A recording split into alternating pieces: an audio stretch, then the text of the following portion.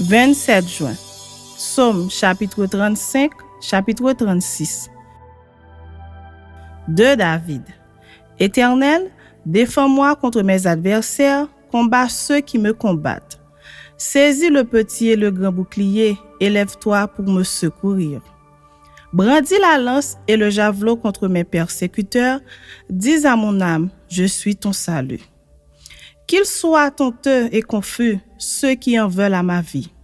Qu'ils reculent et rougissent, ceux qui méditent ma perte. Qu'ils soient comme la balle emportée par le vent et que l'ange de l'Éternel les chasse. Que leur route soit ténébreuse et glissante et que l'ange de l'Éternel les poursuive. Car sans cause, ils m'ont tendu leur filet sur une fosse, sans cause, ils l'ont creusé pour m'ôter la vie. Que la ruine les atteigne à l'improviste, qu'ils soient pris dans le filet qu'ils ont tendu, qu'ils y tombent et périssent. Et mon âme aura de la joie en l'Éternel, de l'allégresse en son salut. Tous mes os diront, Éternel, qui peut, comme toi, délivre le malheureux d'un plus fort que lui, le malheureux et le pauvre de celui qui le dépouille. De faux témoins se lèvent, ils m'interrogent sur ce que j'ignore. Ils me rendent le mal pour le bien, mon âme est dans l'abandon. Et moi, quand ils étaient malades, je revêtais un sac, j'humiliais mon âme par le jeûne, je priais, la tête penchée sur mon sein.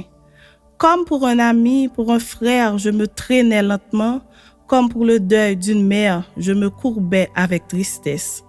Puis, quand je chancelle, ils se réjouissent et s'assemblent. Ils s'assemblent à mon insu pour m'outrager. Ils me déchirent sans relâche. Avec les impies, les parasites mon cœur, ils grincent des dents contre moi.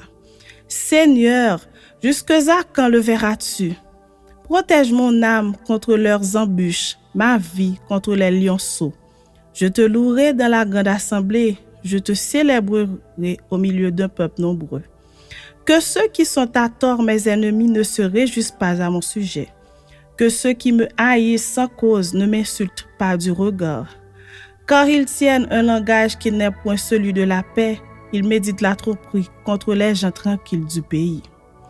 Ils ouvrent contre moi leur bouche, ils disent « Ah, ah, nos yeux regardent. Éternel, tu le vois, ne reste pas en silence. Seigneur, ne t'éloigne pas de moi. Réveille-toi, réveille-toi pour me faire justice. Mon Dieu et mon Seigneur, défends ma cause. Juge-moi selon ta justice, Éternel, mon Dieu. Et qu'ils ne se réjouissent pas à mon sujet.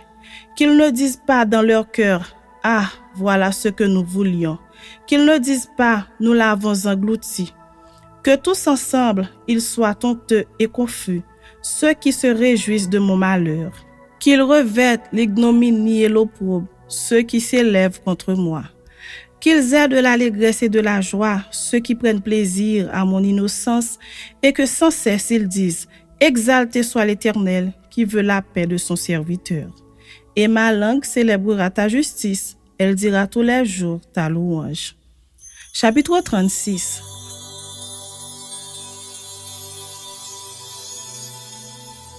Au chef des chantres, du serviteur de l'Éternel, de David.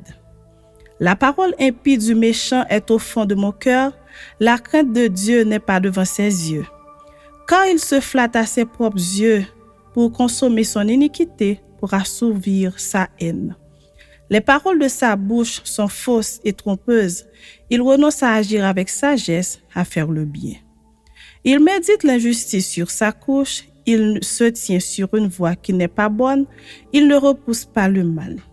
Éternel, ta bonté atteint jusqu'aux cieux, ta fidélité jusqu'aux nues. Ta justice est comme les montagnes de Dieu, tes jugements sont comme le grand abîme. Éternel, tu soutiens les hommes et les bêtes. Combien est précieuse ta bonté, ô Dieu! À l'ombre de tes ailes, les fils de l'homme cherchent un refuge. Ils se rassasient de l'abondance de ta maison et tu les abreuves au torrent de tes délices.